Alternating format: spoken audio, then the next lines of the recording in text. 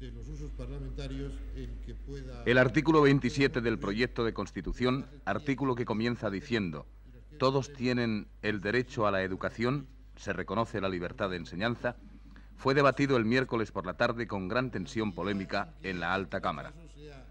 A los momentos preliminares de los debates, que duraron cerca de 3 horas, de 7:30 de la tarde a 10:25 de la noche, pertenecen estas imágenes. Los señores senadores debatieron los 10 apartados de este artículo que definen desde los objetivos de la educación hasta la función en la misma, del Estado, los padres, los profesores y los centros, con gran minuciosidad. Y aunque el dictamen de la Comisión Constitucional fue aprobado en su totalidad, las enmiendas registraron encuentros dialécticos muy tensos, en los que brillaron, una vez más, las fintas dialécticas de sus señorías en las defensas de sus puntos de vista, demostrando que no todos caminan por la senda constitucional del proyecto, ni al mismo paso, ni al mismo ritmo, ni en la misma ideología. Esta es, con la brevedad que exige un resumen televisivo, una antología de las intervenciones de los enmendantes al artículo 27 y las contestaciones subsiguientes. Creo que todos los miembros de esta Cámara hemos recibido abundantes comunicaciones sobre esta cuestión durante los últimos meses por parte de diversas asociaciones de padres y diversos grupos sociales. Esta me parece que es una de las cuestiones que más acapara el interés de nuestra comunidad respecto a la Constitución. Considero también que el texto constitucional ganaría bastante en aceptación popular si estableciera claramente el reconocimiento de la facultad de dirección de los centros a favor de las personas físicas o jurídicas que los creen.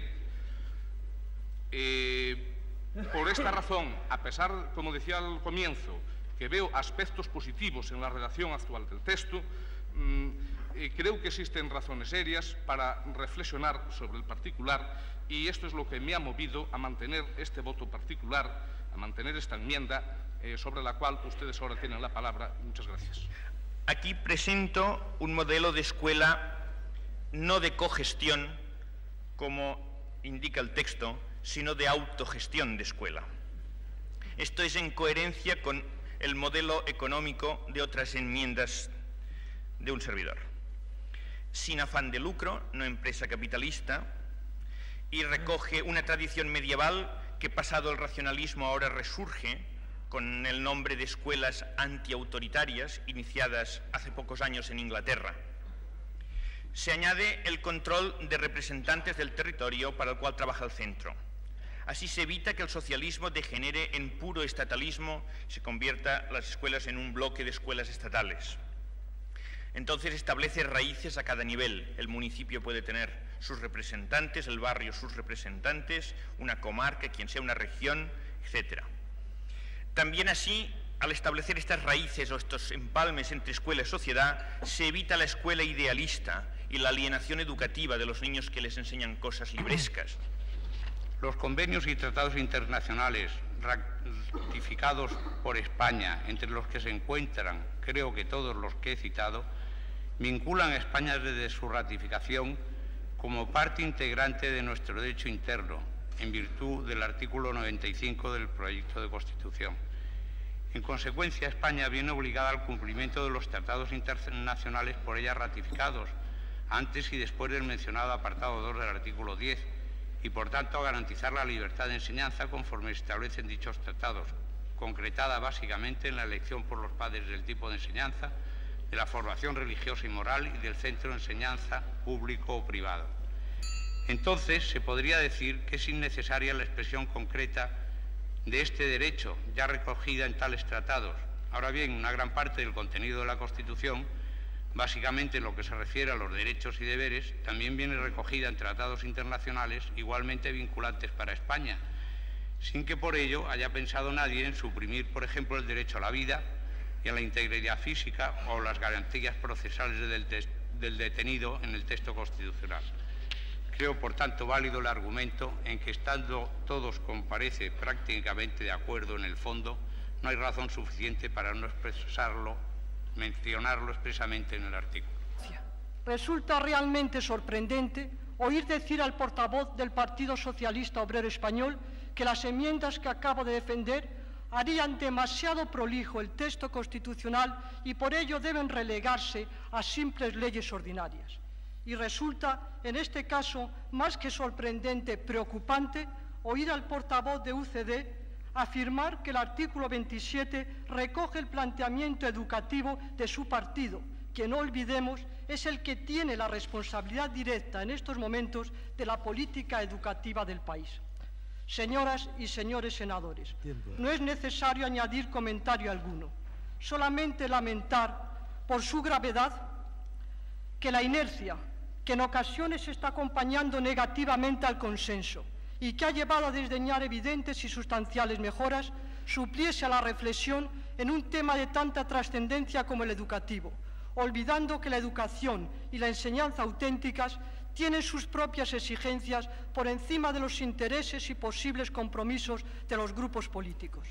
Cada uno de ellos asumirá en esta votación su propia responsabilidad, pero pienso que para muchos españoles el resultado de ella será un claro testimonio de hasta qué punto los partidos políticos están dispuestos a asumir las implicaciones que se derivan del papel fundamental de la educación en el progreso social y económico de nuestro país, que en el establecimiento de una base firme y estable para nuestra incipiente democracia. Y una piedra de toque definitoria de hasta qué punto están sinceramente empeñados en dar contenido real y verdadera vida a los derechos que la Constitución garantiza. Muchas gracias.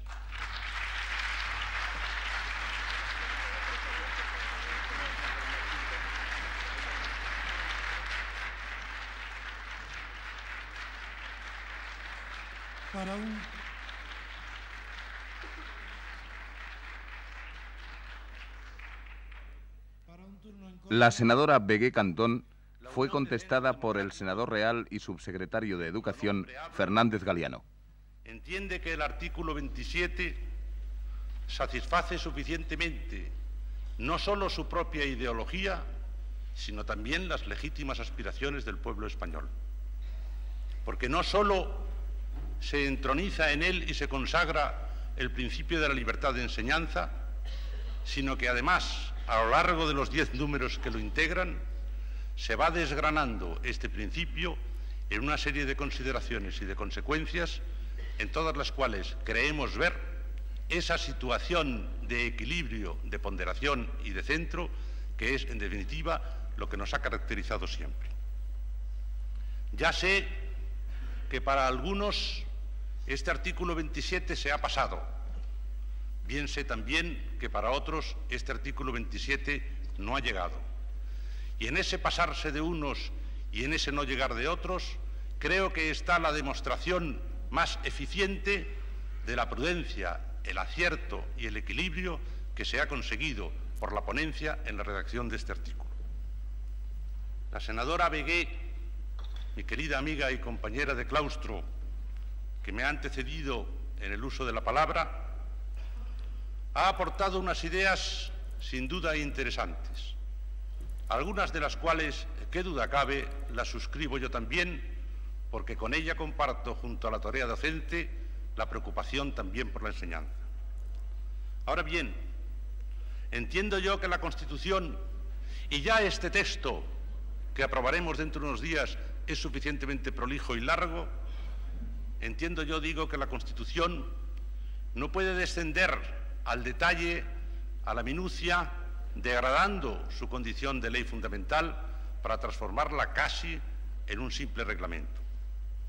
No es que yo descarte ni rechace muchas de las afirmaciones que ha hecho mi compañera de Cámara y de Cátedra. Lo que hago simplemente es decir que no es ese su lugar. Y ha hecho dos alusiones clarísimas, una al portavoz del Partido Socialista Obrero Español, al portavoz que lo ha sido en esta sesión, otra a quien ha hablado en nombre de Unión de Centro Democrático.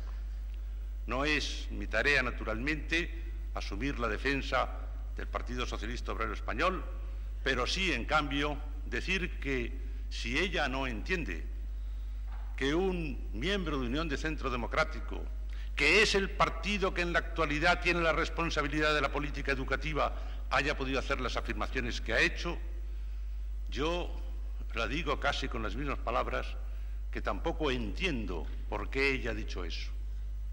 Es más, me atrevería a decir, y perdónenme sus señorías la pequeña vanidad que pueda haber en esta afirmación, me atrevería a decir que Unión de Centro Democrático, encargada efectivamente durante estos meses últimos de la gestión del Ministerio de Educación y Ciencia, lo que ha hecho ha sido, con una cierta intuición que cualquiera puede comprobar, adelantarse al espíritu contenido en este artículo 27, porque nuestros proyectos en gestión o nuestras normas ya alumbradas en las páginas del Boletín Oficial del Estado no solo no están en contradicción, sino que están en perfecta armonía y acuerdo con el espíritu que alienta este artículo 27. Y precisamente por ello, y precisamente porque Unión de Centro Democrático tiene en estos momentos la responsabilidad de la política educativa y porque ha actuado ya en el ejercicio de esa responsabilidad a través de esas normas, es por lo que mi partido está dispuesto a aportar su voto favorable a este artículo 27, si no fuera por convencimiento, al menos, desde luego, por congruencia por lo hasta ahora realizado. Nada más y muchas gracias. Los dos aspectos de mi voto particular sobre la base de estos principios son estos. El senador Osorio, al defender su postura enmendante, señaló: En los centros subvencionados, esta propuesta contiene una mayor generalidad que la propia del texto constitucional, porque subvenir supone favorecer el Estado ciertas empresas o instituciones privadas con determinada cantidad, pero no sostener. Es análogo a mantener, sujetar, procurar alimento, en este caso monetario, como diría el diccionario de la Academia de la Lengua. Y por otra parte, sustituir e intervenir por colaborar, manteniendo la idea de control y gestión. La clave se encuentra en la forma de aplicar la idea del control. Si control es examen, intervención e inspección, esta se puede ejercer autónomamente por los padres, los profesores y los alumnos sobre los centros educativos colaborando con la dirección. O puede, por el contrario, con el texto del precepto, hacerse interviniendo al margen de aquella y de la dirección del centro, confesional o no, según cual sea el propósito de sus fundadores, junto al Estado, ejerciendo autoridad y poder y tratándose de cuentas, examinándolas y censurándolas con autoridad suficiente para ello, como dice la Academia, o asamblearia o colegiadamente, da igual. En nuestros días, las más modernas corrientes... El senador socialista Gracia Navarro, al responder a la anterior intervención, dijo, entre otras cosas: No está en ningún país colectivista, que yo sepa. Están manteniendo, están en la línea de la escuela participativa, de la escuela gestionada democráticamente. Y en segundo lugar, manifestar el asombro y la admiración también del Grupo Socialista en que se nos venga a manifestar una y otra vez la necesidad de alusión, de referencia a los derechos humanos, a los pactos internacionales, por parte de quienes justamente hace muy poco tiempo no respetaban en absoluto ni los pactos internacionales ni los derechos humanos. El poder no debe ni puede proporcionar... Este es el momento de la intervención en la propuesta de su enmienda del senador del grupo catalán Audet. No debe promocionarse de forma artificial. La enseñanza privada por el hecho de que el Estado no cumpla con su obligación. Si se sigue produciendo esta especie de inhibición estatal, tendremos como consecuencia el abandono total de la enseñanza, mayormente en los pueblos rurales, los cuales, por sus características y por sus condiciones, no pueden contar con la enseñanza privada, creándose así, manteniéndose así, una evidente injusticia social, y a que, como viene sucediendo, tan solo los ricos pueden solucionar el problema de la educación de sus hijos, como ya dije en mi defensa ante la Comisión. Debo insistir también en que se suprime el apartado 9 de este artículo 27, afirmar cómo en él se hace que los poderes públicos ayudarán a los centros docentes que reúnan los requisitos que la ley establezca, es mantener esta ayuda dentro de una vaguedad total, susceptible, lógicamente, de grandes injusticias, puesto que constitucionalizar la ayuda obligatoria quiere decir subvencionar las escuelas de los ricos, dado el hecho de que únicamente estas escuelas estarán en condiciones de cumplir los requisitos que se establezcan. Lo que en definitiva pretendemos es que la ayuda a la enseñanza privada no sea constitucionalmente obligatoria, lo cual supondría, de hecho, perpetuar los ya tradicionales privilegios tanto en las escuelas de EGB como en los establecimientos de enseñanza superior. Entre ayer y hoy, queridos amigos de la Cámara... Tras la intervención del senador Audet, el portavoz de UCD en el Senado, Jiménez Blanco, resumiendo la postura de su partido y la voluntad aprobatoria de la Cámara, señaló: el problema de la forma monárquica o republicana, el problema de la enseñanza religiosa o la enseñanza laica. Y estamos dando una prueba de concordia que debe hoy coronarse con la aprobación del artículo 27. En el problema religioso, me permito indicaros que el artículo era el 26 en la Constitución del 31 y mi casi paisano don Fernando de los Ríos llegó como erasmista casi a llamar a tambores de guerra al que se opusiera a determinadas cosas. Azaña llegó a decir en frase infeliz: España ha dejado de ser católica.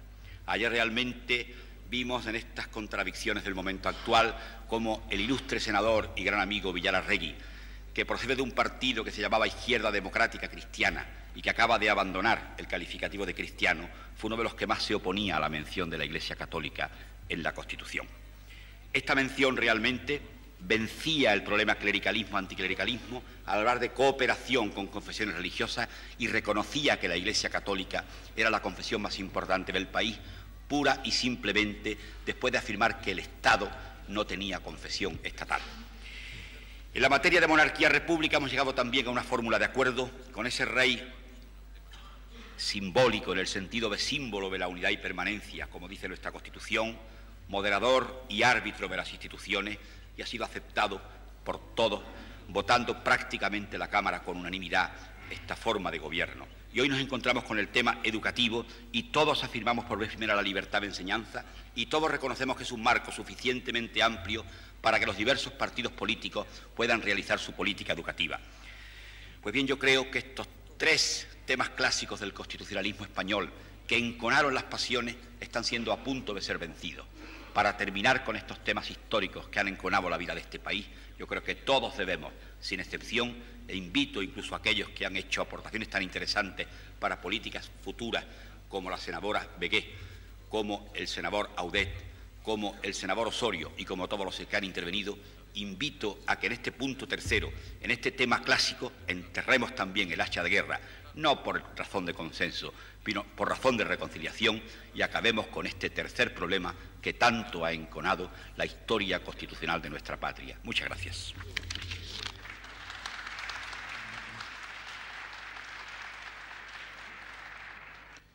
El senador Julián Marías, de la Agrupación Independiente del Senado, se opuso a que no figurase en el texto la libertad de dirección de centros, que según los argumentos de los partidos mayoritarios está incluida implícitamente en la libertad de creación de centros educativos.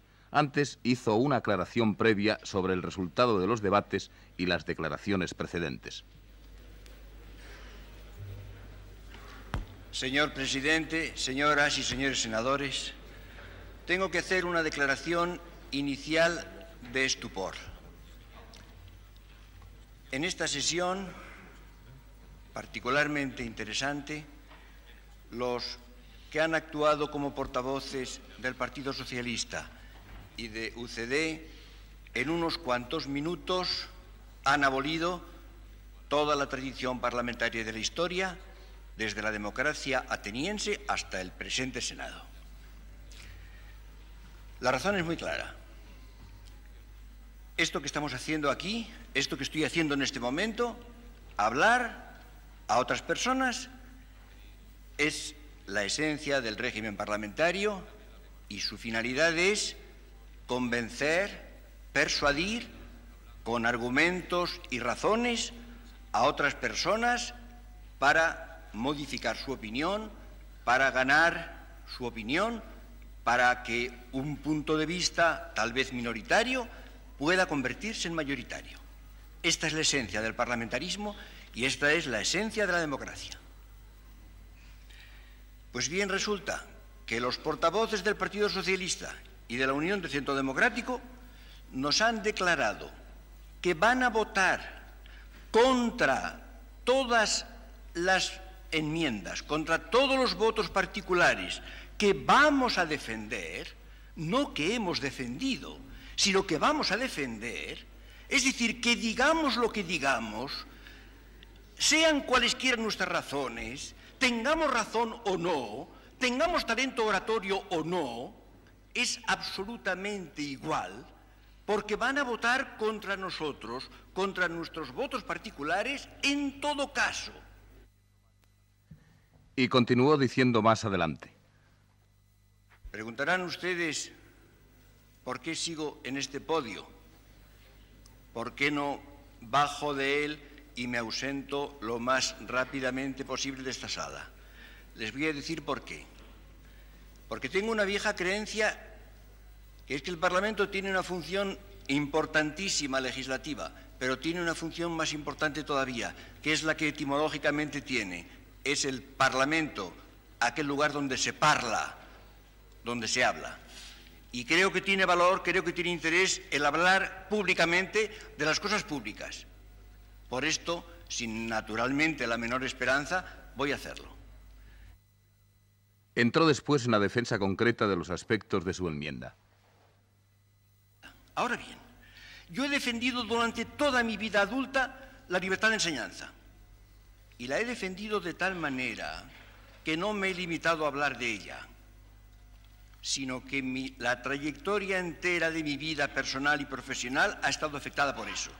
Si alguien ha tenido una vocación docente, he sido yo. Cuando yo me encuentro ante una clase, durante los 60 minutos que dura, soy feliz, pase lo que pase y en todo caso. Pues bien, yo no he tenido docencia en mi país, nunca. No he tenido ni tengo discípulos españoles, simplemente porque para mí la libertad de enseñanza es absolutamente fundamental. Y una enseñanza en la cual no hay libertad no merece llamarse enseñanza. Y esto en todos los sentidos. Y por consiguiente, como yo tuve la oportunidad de licenciarme en filosofía el mes de junio del año 1936, y desde ese momento no ha existido libertad de enseñanza en España, no he podido ser profesor en mi país y no lo soy. Y como en este momento tengo 64 años, esto quiere decir que prácticamente la totalidad de mi vida ha estado modificada, ha estado afectada hasta su raíz personal por mi creencia activa, ejecutiva, en la libertad de enseñanza. Muchas gracias.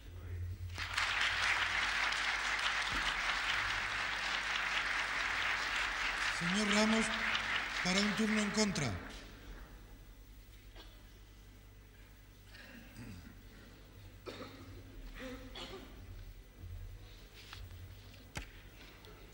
Yo quiero recordar al senador que ha defendido brillantemente su voto particular, que llevamos 2 meses oyendo razones y que no han sido las suyas precisamente las que más nos han ilustrado en la comisión, y que precisamente por ese parlamentarismo que respetamos ha sido posible el que como tales votos particulares, sin estar siquiera presente el que los defendía, hayan podido llegar hasta esta Cámara.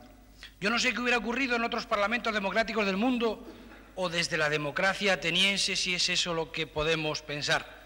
A lo mejor en la democracia ateniense, que se sorteaban los cargos públicos, como muy bien sabe el profesor Marías, le hubiera tocado al profesor Marías la suerte de estar en el Parlamento en alguno de esos cargos. Desde luego, difícilmente en cualquier parlamento del mundo hubiera entrado por la pura y simple designación y sin tener la representación del pueblo libremente elegida. Se dice aquí que quieren mejorar el texto, pero yo quiero señalar a sus señorías que hay en esta Cámara 2/3 de los senadores, más de los 2/3 de los senadores, que opinan y están en su perfecto derecho a que el texto, con el voto particular que se defiende, no se mejora, y que están en su perfecto derecho a defender que es muy respetable y a que a nadie se le va a negar el derecho a defender su voto particular, pero que eso no mejora en absoluto a nuestro juicio y al juicio, en muchos casos de los 2/3 de la Cámara, el texto que ha venido remitido por la Comisión. El criterio de la mayoría se impone al de la minoría, porque lo contrario, el que la minoría se impusiese a la mayoría, sería, señoras y señores senadores, la dictadura. Y por último, que esos votos que ahora tanto se nos reclaman a la derecha y a la izquierda de esta Cámara, yo los hubiera deseado ver para mi grupo, para muchas de las propuestas en las que nosotros creíamos que efectivamente se mejoraban los textos, se cumplía con lo que el país exige de nosotros y se hacía una política de altura. Y esos votos, sin embargo, no los tuvimos y, por tanto, que no se nos reclamen ahora los nuestros, que los daremos como creamos y como nos parezca conveniente, que esa es la regla y que para eso fue para lo que fuimos elegidos por el pueblo. Muchas gracias. El señor Marías. Quiero contestar brevemente al senador Ramos para sus alusiones. Quizá el haber hecho una alusión a Grecia ha sido inoportuna porque ha traído ciertos recuerdos de la sofística que floreció en Grecia con gran esplendor. Ha contestado de una manera bastante incoherente. Primero, ha mezclado una especie de repulsa general de los senadores de designación real, que primero no viene a cuento ni tiene que ver nada con esto, y los senadores de designación real somos tan dignos y tan senadores como los demás, porque hemos sido designados de acuerdo con la legalidad y por consiguiente tenemos absolutamente los mismos derechos y deberes que los demás. Pero no se trata además de lo que ha dicho. Pueden tener sus votos y pueden usarlos como quieran. Y la democracia consiste, naturalmente consiste, en que las mayorías triunfen. Lo que no es democrático es estar dispuesto a no dejarse convencer. Por esto he dicho muy claramente que si hubieran dicho después de hablar nosotros que nuestros argumentos no los convencían y que creían que la ponencia era mejor que nuestros votos particulares, me hubiera parecido perfecto. Lo que me ha parecido excesivamente ingenuo, y repito que no quiero usar una palabra más adecuada, porque no quiero herir a nadie, es que se declare eso antes de que hablemos, con lo cual se dice que digamos lo que digamos, y sean nuestras razones buenas o malas, y aunque estén internamente convencidos de que tenemos razón, van a votar en todo caso en contra. Y no digo, no es una mera suposición, porque en los pasillos del Senado se me han acercado anoche y hoy diversos senadores de varios grupos que me han expresado que estaban de acuerdo con el texto de algunas de mis ponencias o votos particulares, pero que habían votado en contra de su opinión por disciplina de partido. Esto es justamente lo que quería decir. Por todo eso, insisto, vemos en este artículo aspectos... Cerró el turno de enmendantes al artículo 27 el senador Martín Retortillo, del Grupo Progresistas y Socialistas Independientes, y señaló, entre otras razones para oponerse a este artículo, las siguientes. Y paso ya muy brevemente a decir dos palabras en punto a la enmienda nuestra al párrafo 10. Enmienda de la que diré que la sostenemos porque creemos que es una enmienda que, sin alterar mucho un voto particular, que sin alterar mucho el texto constitucional, sin embargo, hace algo más que correcciones de estilo.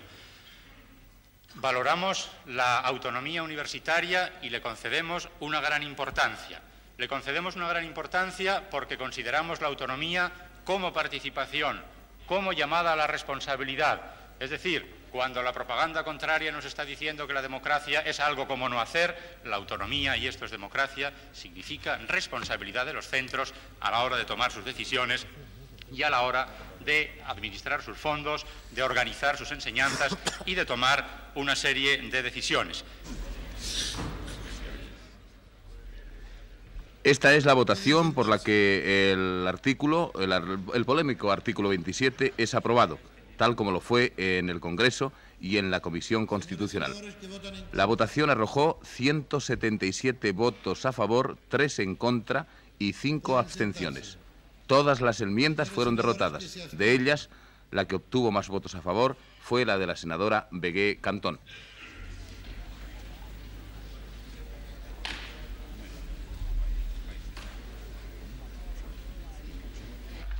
A mí Durante 2 horas se debatió en la Alta Cámara el artículo 28, que reconoce los derechos a la sindicación libre y a la huelga de los trabajadores para la defensa de sus intereses. Un artículo también polémico. Las demandas democráticas que en él se establecen concitaron puntuaciones y provocaron añadidos, enmiendas y propuestas de correcciones que al final no fueron admitidas. El senador Satrústegui, perteneciente a los progresistas y socialistas independientes, vino a señalar que este artículo, al referirse a la huelga, respaldaba la huelga individual y ello equivalía a constitucionalizar precisamente la huelga salvaje. Esto significaría la constitucionalización de la huelga salvaje. Ya saben ustedes la cantidad de legislación que hay en Europa para evitar la huelga salvaje. Yo no quiero ser catastrofista. Además, yo no quiero que mi intervención pueda interpretarse como algo que va radicalmente contra la idea del consenso. Yo estoy a favor de la idea del consenso.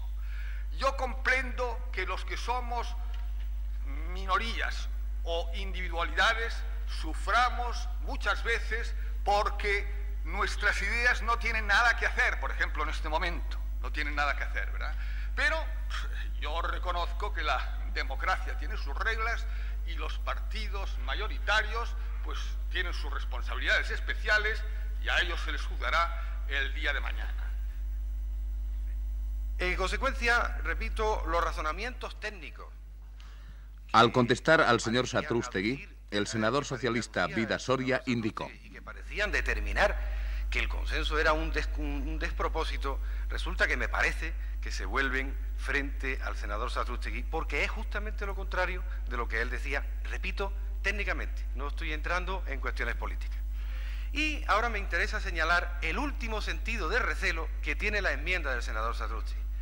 Él dice que no pasa nada por poner lo del 37 en el 28 porque es cambiar de capítulo y realmente eso está bien. No, en el fondo de lo que se trata es pura y simplemente de restringir la huelga, de restringir el ámbito progresivo y amplio que la huelga tiene en este texto del proyecto que nos envía la comisión y que nosotros consideramos extremadamente positivo. Pero sobre todo, el senador vasco Monreal Cía pidió que se suprimiera el párrafo que alude a que nadie puede ser obligado a afiliarse a un sindicato. A su vez, el senador Sirinax planteó la supresión de las restricciones a la sindicación de los militares. En contra de esta opinión, el almirante Gamboa, del grupo mixto, propuso lo contrario, que los militares ni el personal civil al servicio de la administración militar pudieran sindicarse. Sino incluso en los escalones más importantes de los estados mayores. En los puestos que ocupan tienen acceso con frecuencia a informaciones reservadas de trascendental importancia para la seguridad y defensa nacionales, informaciones cuya reserva se haría difícil de mantener en el caso de penetrar las centrales sindicales en la administración militar. Además, lo que dije antes respecto del personal militar vale también, si bien en menor escala, para este personal civil. La gran vinculación de las centrales sindicales a los partidos políticos supondría la entrada de la acción política en el seno de la administración militar, que por su naturaleza se debe eludir. Por la naturaleza de la administración militar, a la que ya antes me referí, creo que de establecerse asociaciones profesionales en su seno para dicho personal, debe hacerse garantizando el mantenimiento de la estructura y funcionamiento de la administración militar sin dar cabida en ellas a la lucha política. Y yo digo que no pasaría más que lo que va a pasar. Le contestó el senador Vida Soria que si un sindicalista tiene acceso a secretos militares, no pasaría por ello más que lo que pasaría cuando un socialista acceda al Ministerio de Defensa, insistiendo en que podrán sindicarse solo aquellos que no estén sometidos a la disciplina militar.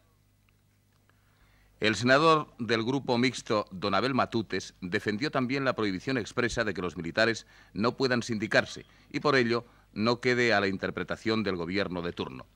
Con diferentes matices en esta línea, también hizo una enmienda el señor Alonso del Real, del Grupo de Socialistas del Senado. En su intervención pidió, en emocionada cortesía, que se guardara 1 minuto de silencio por los trabajadores compañeros suyos muertos en el incendio de un tren en Pajares. Así se hizo. Han sido mis compañeros de trabajo en los años 59 y 60.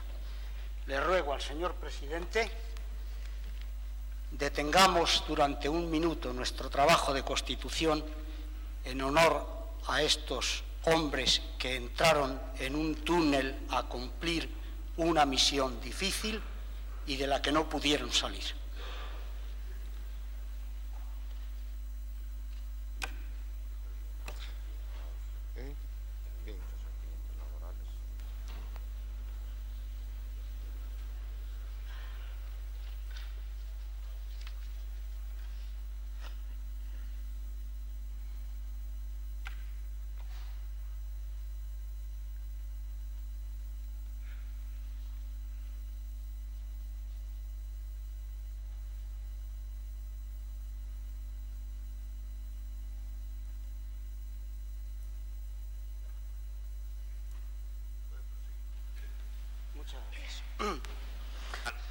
En resumen, cabe concluir que la aceptación de la huelga política por un alto tribunal carece de ejemplos en Occidente. Podemos afirmar que no corresponde a los equilibrios políticos y sociales de la cultura occidental. Los límites entre la huelga laboral, la política, la revolucionaria, preocuparon a los señores senadores en alguna de las intervenciones. Este es el momento en que el senador ucedista Alejandro Royo Villanova propone que el derecho a la huelga se constitucionalice con la matización en defensa de los intereses profesionales. Italianos Supieg y Giugni, afiliados a partidos de extrema izquierda. Estos dos juristas han sido ampliamente comentados por algunos senadores a quienes hemos oído. La huelga política representa, pues, un instrumento de la lucha de clases, pero aún más, significa la anulación o mediatización de las instituciones de la democracia política, partidos, elecciones generales, cortes y gobierno. Significa la negación de la democracia. Va claramente contra la voluntad mayoritaria de un pueblo, expresada a través de unas elecciones, pues da lugar a que unas minorías, al no controlar democráticamente las decisiones del Parlamento o del Gobierno por el número de sus votantes, pretendan mediatizarlas por la fuerza en la calle. Y es por eso, por su incompatibilidad con el libre juego de la democracia, por lo que en los países libres de Occidente se rechaza de plano.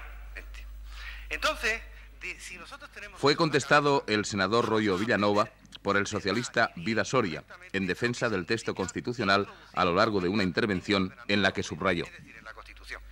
No es una concesión que le hace la burguesía a la clase obrera, es todo lo contrario. Es una muestra de madurez de la clase obrera que acepta que su arma más destructiva entre dentro del mecanismo del ordenamiento jurídico. Es la clase obrera la que cede, la que concede a la burguesía el entrar, porque no tendría por qué hacerlo. Fíjense ustedes, la Constitución, si no existiera el artículo sobre el derecho de huelga, ¿qué pasaría? ¿Es que la huelga estaría prohibida? No, la huelga sería huelga libertad, sin estar sometida a ningún otro límite. ¿Y qué pasaría? ¿Que los despidos no estarían protegidos? ¿Qué más da? Si después de una negociación, si después de una huelga viene una negociación y en el convenio colectivo que acaba con una huelga, una de las cláusulas que se mete, y eso pasa en todos los países de Europa, es decir, los que hayan hecho esta huelga, aunque no sea derecho, no van a ser despedidos. ¿Qué es en definitiva esto? Si en definitiva es una economía de esfuerzo. Ahora, ¿qué pasa? La huelga política, ¿qué es la huelga política? El fantasma que viene la huelga política. Ustedes están confundiéndose. Ustedes lo que están intentando es restringirla o, digamos, reservarse por la huelga, probablemente, digo yo, vamos, no entiendo de otra manera, la huelga revolucionaria. Y la huelga revolucionaria, señores, si un día se puede hacer, para, y desde luego, es contra esa no vale ni la Constitución ni nada. Perdón, señor Lara, simplemente para decir que siento que el señor Royo Villanova, al final, que ha hecho es explicar todo para retirar la enmienda. No, el voto particular del señor Larra es mantenido el efecto de votación. Por supuesto. Y nada más decir que el señor Villasoria ha explicado lo que piensa de bueno. Hasta dónde, qué es posible y qué puede ocurrir. También pueden ocurrir otras cosas y veremos cómo se vota.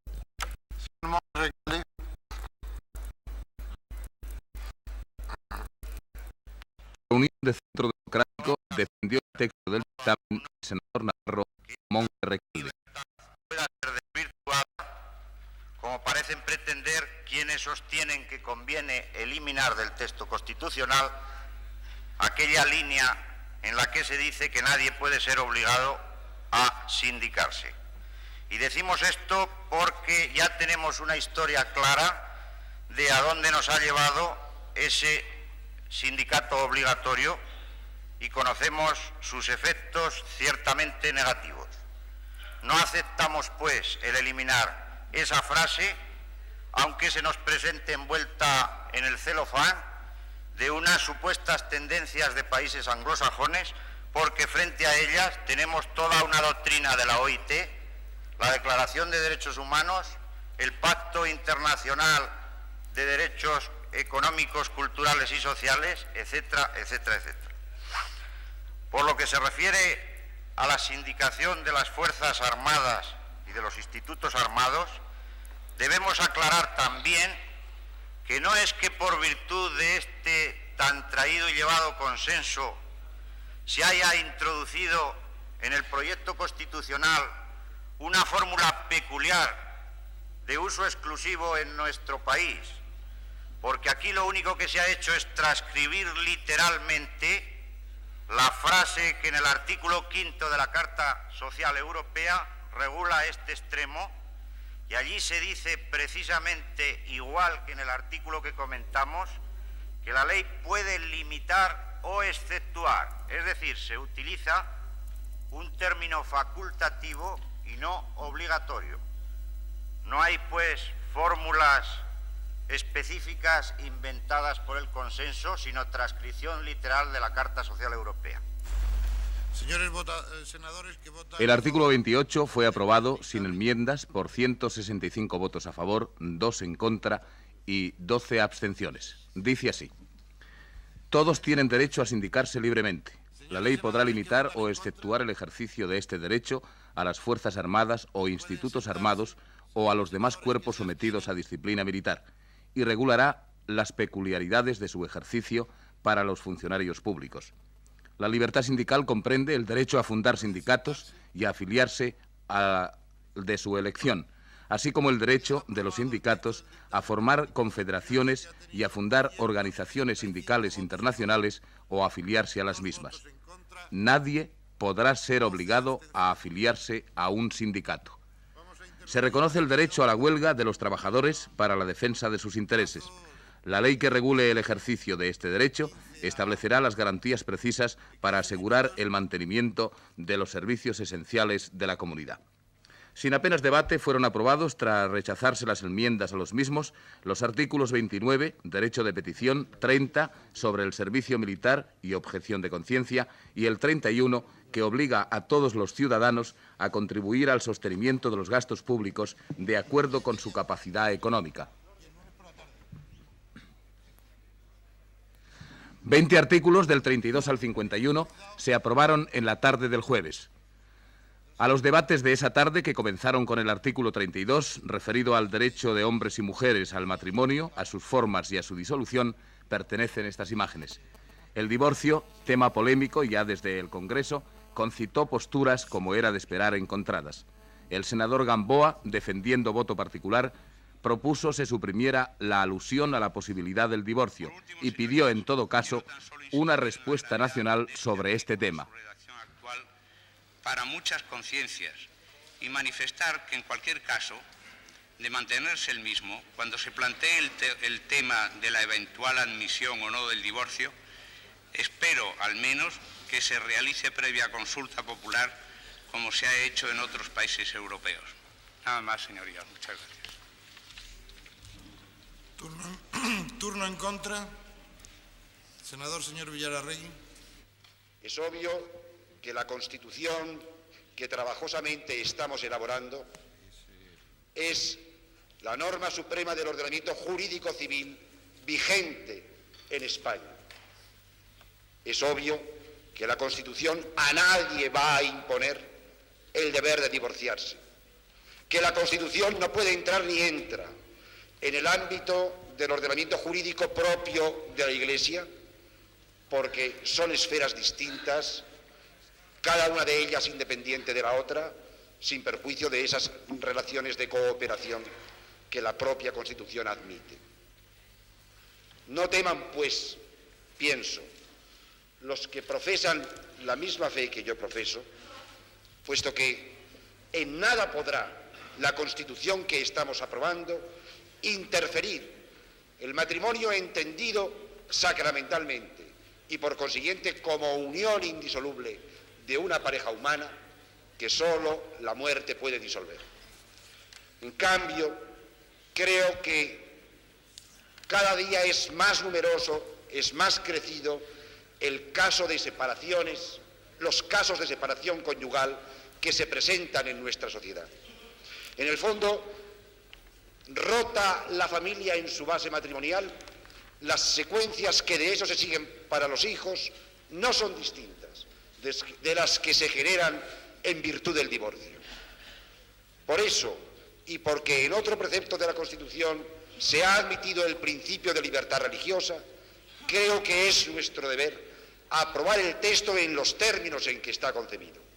Y entonces aquí nos encontramos con una extraña situación.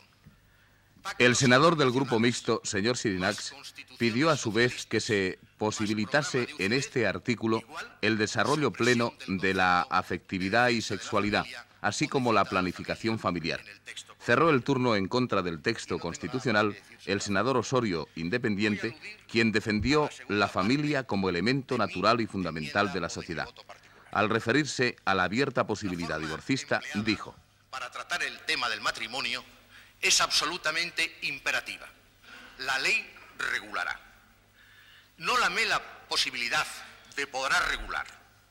Con lo cual nos podemos encontrar en una situación absolutamente pintoresca. Un minuto antes de ser aprobada la Constitución por los españoles, Perdón, señor senador, le recuerdo que queda un minuto. Señor presidente, tengo 2 enmiendas, no una. Sería absolutamente inconstitucional la absoluta indisolubilidad del matrimonio. Al día siguiente de la aprobación de la Constitución quedaría aprobada la indisolubilidad del mismo. Quiero aclarar, para ser perfectamente comprendido por los senadores, que personalmente defiendo prudentemente que no toda ley divorcista es intrínsecamente mala y que no se puede obligar a los no creyentes a admitir un principio de no divorcio.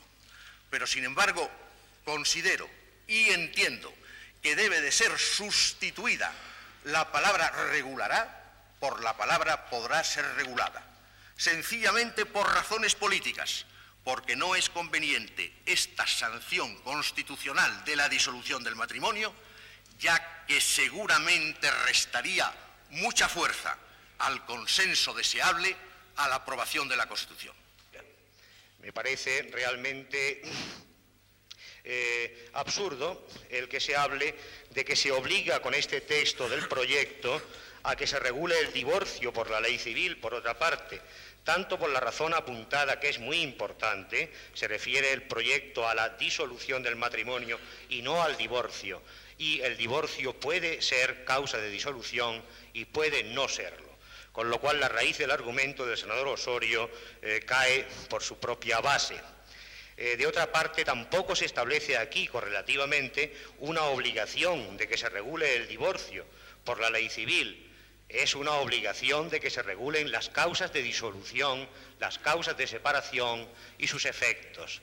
¿Qué duda cabe que en el ánimo de todos está que el precepto abre la posibilidad afortunada de regular el divorcio en nuestro país, pero desde el punto de vista jurídico formal no cabe duda alguna de que no se establece ninguna obligación de regular el divorcio, por lo cual las precauciones, los recelos del senador Osorio también parecen carecer de fundamento. Quiero hacer simplemente el siguiente comentario. He dicho claramente que los creyentes, y yo lo soy, tengo fe, no tengo esperanza, por supuesto, del resultado de la votación, pero conservo mi fe. Los creyentes, como yo, respetamos perfectamente que los que no lo son puedan celebrar matrimonios civiles y disolver sus matrimonios civiles. No he utilizado para nada la palabra divorcio, la palabra disolución que está en el texto de la Constitución. Pero lo único que he dicho, que no se emplee un término imperativo del verbo, sino un término facultativo. Podrá regular. Yo lo único que pido es que los no creyentes no nos impongan a los no creyentes su manera de pensar sobre este tema. Hagamos entre todos un pacto constitucional que permita que los católicos no se divorcien porque está así con arreglo a su conciencia y lo puedan hacer con arreglo a la regulación de la ley civil los que no creen de la misma forma que creo yo. Eso es todo, señor presidente. Señores senadores que votan a favor. Las enmiendas fueron rechazadas, pero no con unanimidad de criterio y voto en los mismos grupos, pues 5 senadores sucedistas apoyaron el voto particular de Osorio y otros tantos se abstuvieron y aún otros no manifestaron su voto. El artículo aprobado dice: el hombre y la mujer, a partir de la edad fijada por la ley, tienen derecho a contraer matrimonio basado en la igualdad jurídica de los cónyuges. La ley regulará las formas de matrimonio, los derechos y deberes de los cónyuges, las causas de separación y disolución y sus efectos.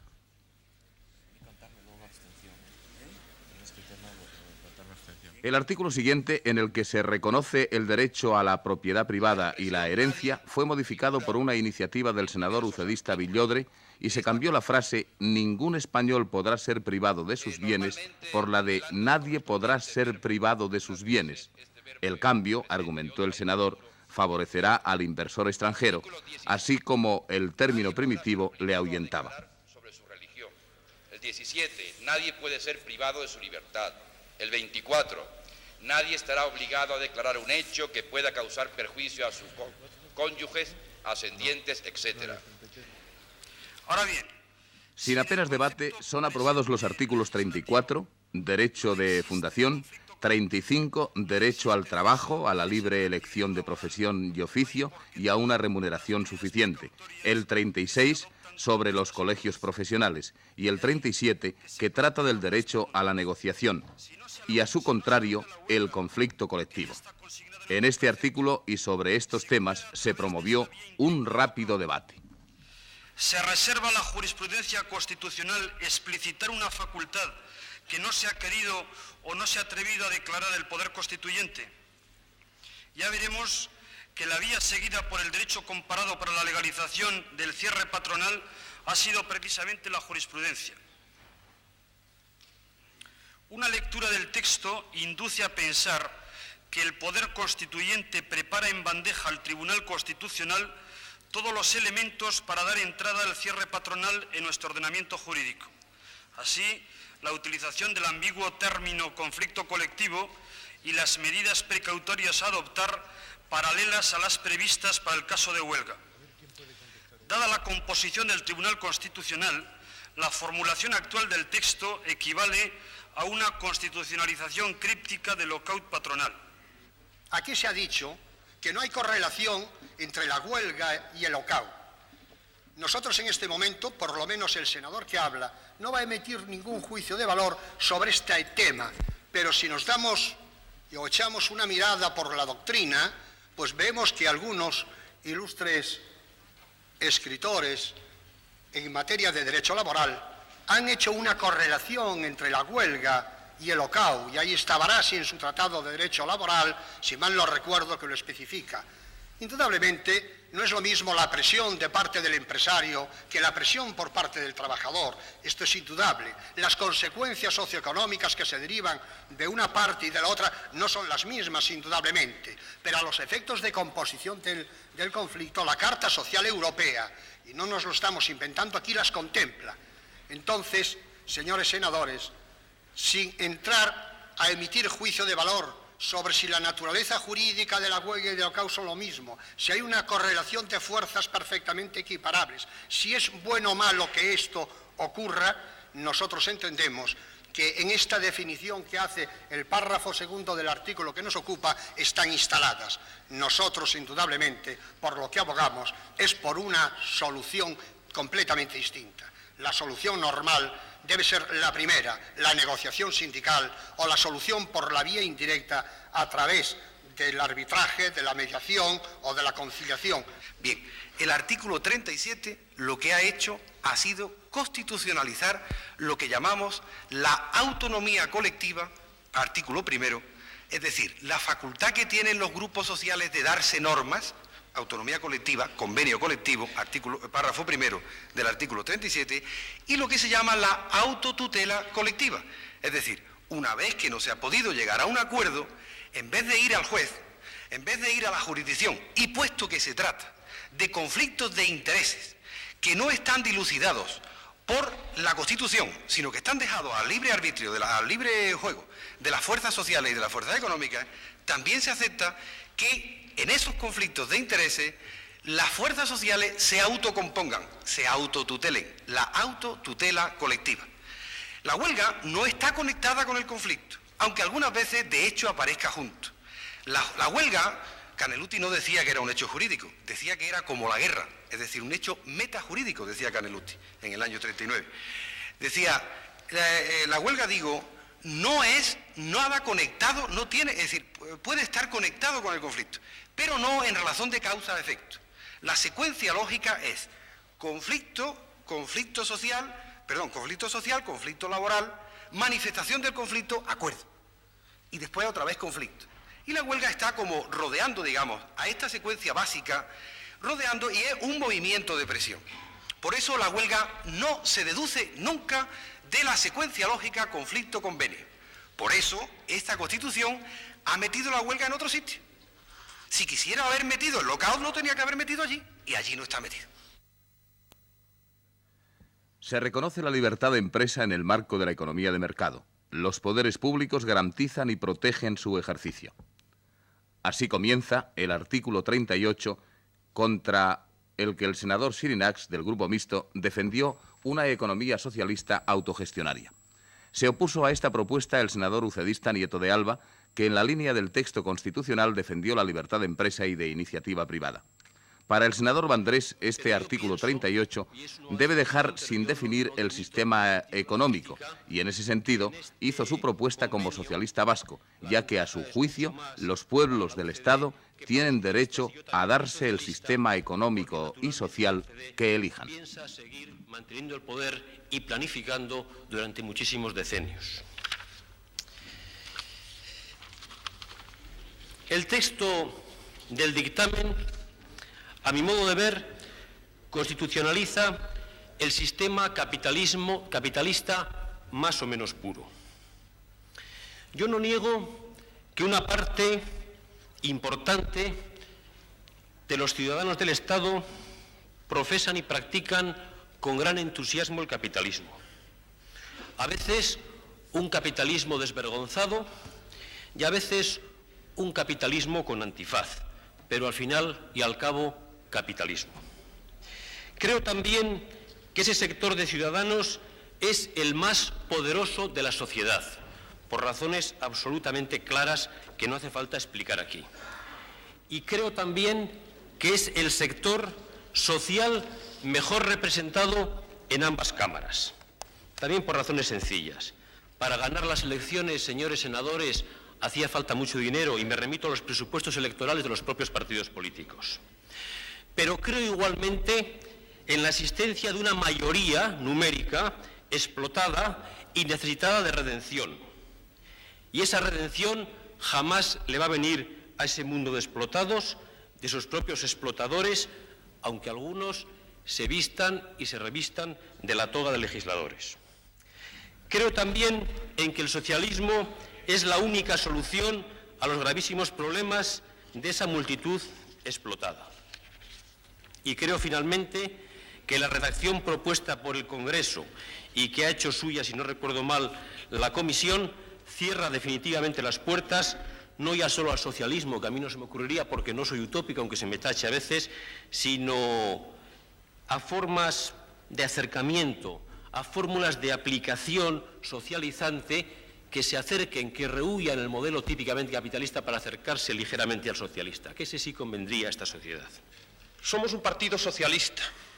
Fue otro socialista quien contestó al senador Vandrés diciendo, entre otras cosas, que este artículo no es una muralla precisamente para los métodos socialistas del gobierno. En este artículo, en un sentido nítidamente democrático. En el contexto de este artículo y en el contexto del conjunto de la Constitución. Pero además de un partido socialista, somos un partido democrático, que entiende que los cambios económicos y sociales que favorecen la justicia y la igualdad desarrollarán también cotas superiores de libertad individual y colectiva siempre que esos cambios sean queridos, impulsados por la voluntad democráticamente expresada del pueblo y de los trabajadores.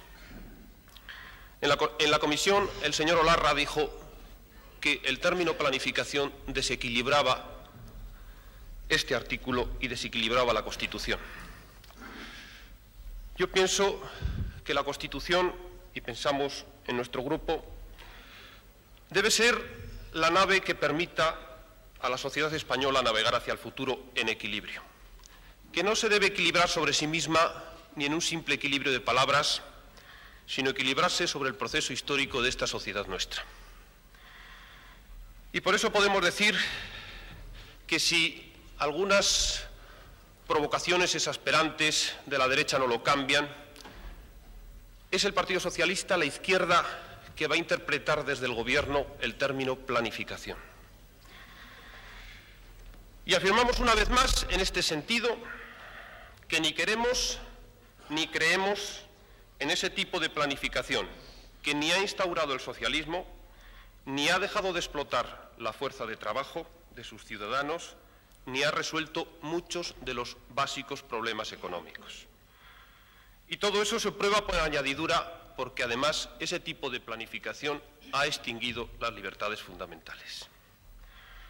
Nosotros, lo hemos dicho 1000 veces, no vamos por ahí.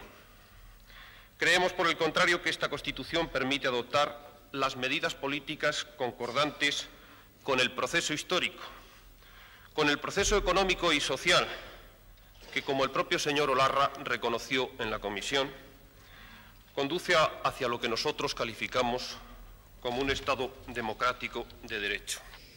Yo diría que he oído con satisfacción al senador Laborda, porque en verdad voy a decir algo que a él mismo le va a extrañar. Ha habido mucho de cuanto ha dicho, con lo cual yo estoy de acuerdo. Lo cual parece muy difícil por la imagen que todos vamos teniendo. Lo que sí es cierto es que yo he defendido en todo momento que la Constitución, o he querido decir, que la Constitución debe contemplar toda posibilidad o alternativa de poder y de gobierno de diferentes ideologías. Evidentemente, cuando yo hablo de la planificación, he defendido que la planificación se lleve a cabo en aquellos casos en los cuales los sectores o las empresas o las actividades formen parte ya del propio Estado o dependan del Estado. Cuando yo he dicho suprimir lo de la planificación, no es porque yo piense que no debe haber cabida a esa otra alternativa. Lo que digo es que primero se produzcan los hechos y luego se planifique. Y me voy a explicar. Si un determinado sector o actividad se entiende por aquellos que representen al pueblo, se entiende que debe de ser estatalizado, yo digo que lo sea, que se discuta, que se debata, que se apruebe la ley correspondiente y que se haga. No es el procedimiento que a mí me gusta, no es el que a mí me parece bien, pero evidentemente, si una mayoría del país entiende así, se debe de poder hacer.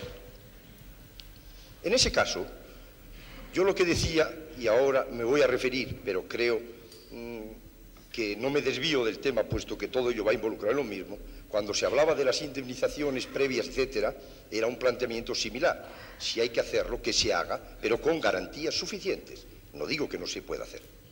La planificación en esos sectores estatalizados que se lleve a cabo. Pero si la planificación también se aplica a actividades privadas o a empresas privadas o sectores todavía privatizados, eso quiere decir, a mi entender, que se está condicionando la actividad de esos sectores que todavía se mantienen privados y en libertad de empresa. Si eso se hace así, es que la propia libertad de empresa está ya en tela de juicio. Y yo me digo, ¿cómo se puede ejercer la libertad de empresa si hay una planificación desde el Estado? Y por eso digo, en lo que esté estatalizado, que se planifique. En lo que no esté estatalizado, que no se pueda planificar. Muchas gracias. Sometemos a votación el artículo 38, que reconoce la libertad de empresa en el marco de la economía de mercado, se aprobó sin modificaciones por 167 votos a favor, 3 en contra y 2 abstenciones. Pero sí fue modificado el artículo 39 para que la ley posibilite la investigación de la paternidad, con una intervención del senador Villar Arregui en nombre del Grupo Progresistas y Socialistas Independientes. Dicha intervención fue acogida en la Cámara con una expresión de satisfacción generalizada y de solidaridad. La atención de la Cámara. Es necesario que, desaparecido de la órbita del derecho penal el delito de adulterio, la investigación de la paternidad se abra respecto de hijos habidos por mujer casada contra quien ya su marido no puede ejercitar la acción de adulterio. Pero me importa más subrayar, porque social y estadísticamente el número de casos es muy superior, los supuestos de las madres solteras. ¿En qué medida podría haberse cumplido el precepto constitucional que impone a los padres iguales deberes respecto de todos los hijos? Y dice de estos que serán iguales con independencia de su filiación, si el padre sigue siendo un eterno ignorado, si se carga sobre la madre la exclusiva responsabilidad del hijo engendrado en sus entrañas, en virtud de un acto en que un varón desconocido tuvo también participación. El tema es antiguo. La discusión que se hiciera en el Código Civil francés de la época napoleónica, alguien dijo que la investigación de la paternidad conduciría a que los padres fueran siempre aquellos dotados de mejor fortuna que hubieran yacido con las madres. Hoy, biólogos del grupo parlamentario en que me integro, cuya competencia profesional está fuera de toda duda, aseguran que es evidente que la investigación firme y clara de la paternidad puede ser técnicamente perfecta a través del estudio de la situación secuencial de los aminoácidos del ácido desoxirribonucleico. Se trata de la fórmula que en términos científicos se conoce, según me informan los biólogos a los que me refiero, por el procedimiento DNA. Así pues, lo que aquí vengo a proponer es un complemento necesario, instrumental pero necesario, para que el precepto constitucional que impone a los padres iguales deberes respecto de los hijos habidos fuera de matrimonio pueda tener cabal cumplimiento. En cambio, por lo que respecta a los objetivos de política económica, fueron los senadores de designación real quienes, por su parte, modificaron otro artículo, el 40, perfeccionándolo, con intervención de la senadora Begué Cantón. Que asegure simultáneamente la estabilidad económica y el pleno empleo, lo cual supone un profundo desconocimiento del estado actual de la teoría y de la política económicas. La inflación con paro que caracteriza a las economías modernas constituye un reto para la ciencia económica que ésta todavía no está en condiciones de superar, y la buena voluntad de unas Cortes Constituyentes de nada sirve en este caso. Los planes de saneamiento puestos en práctica en época reciente por los países de la Europa Occidental reflejan fielmente esta situación. Y lo mismo puede decirse de los pactos de la Moncloa. El contenido de estos pactos no es ya una prueba contundente de que los partidos políticos que los firmaron estaban convencidos de la imposibilidad de conseguir simultáneamente la estabilidad económica y el pleno empleo. ¿No establecieron ellos mismos una prioridad entre estos dos objetivos, sacrificando el nivel de empleo al control de la tasa de inflación, aun cuando se adoptasen medidas parcialmente compensatorias? ¿No resulta, por lo tanto, incoherente que estos mismos partidos traten de constitucionalizar ahora una política económica de cuya inviabilidad son plenamente conscientes? El texto del dictamen solo puede mantenerse matizando su redacción, de forma que se comprometa a los poderes públicos a realizar únicamente lo que es posible alcanzar y no se asegure lo que la doctrina y la experiencia prueban que no puede asegurarse constitucionalmente hoy en día sin correr el riesgo de convertir en inconstitucional cualquier tipo de política económica que pueda adoptarse en el futuro. El senador, señor Nieto, tiene la palabra. El señor Nieto de Alba por UCD anunció que su grupo apoyaría la enmienda presentada por la senadora Begué Cantón, aprobada seguidamente por 173 votos a favor, 2 en contra y 6 abstenciones. Sin debate y con la retirada de enmiendas se aprobaron los artículos 41 al 51. Con ello, se cerró una sesión en la que el proyecto constitucional de la Alta Cámara anduvo a prisa, porque la semana terminó en el Senado con la aprobación en la mañana de hoy del artículo 123. De esas sesiones, que debatieron los siguientes capítulos del proyecto constitucional, incluido el título relativo a la corona, daremos una crónica en nuestro próximo programa.